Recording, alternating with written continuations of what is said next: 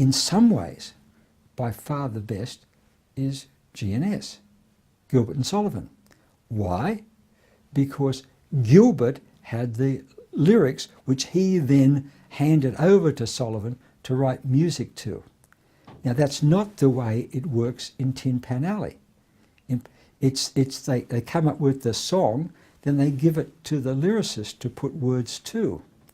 The other way around seems to work better when you have, which is how I do my quote compositions. I take their poetry and I put music to it, but I'm just sort of nudging the pulse form which is already in the lyrics, in the poetry, rather than having them have to fit in. That's why I want to study what they call dummy lyrics.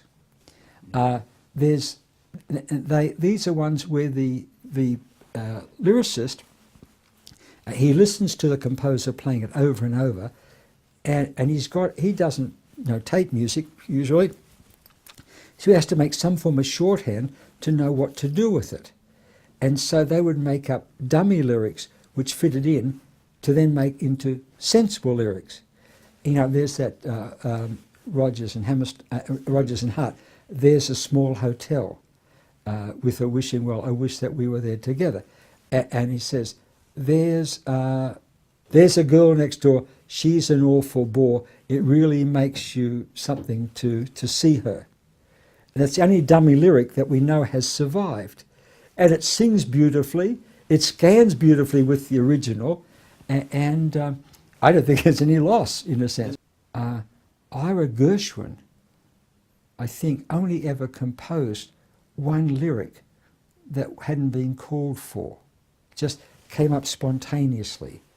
I think it was Harold Arlen said, how do you start composing? He said, when the telephone rings. I think it was him. And it was always for a purpose. It never was something deep that had to be expressed then and now.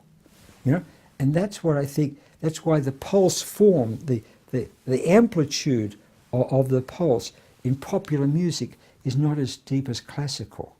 I think because they're waiting for the phone call.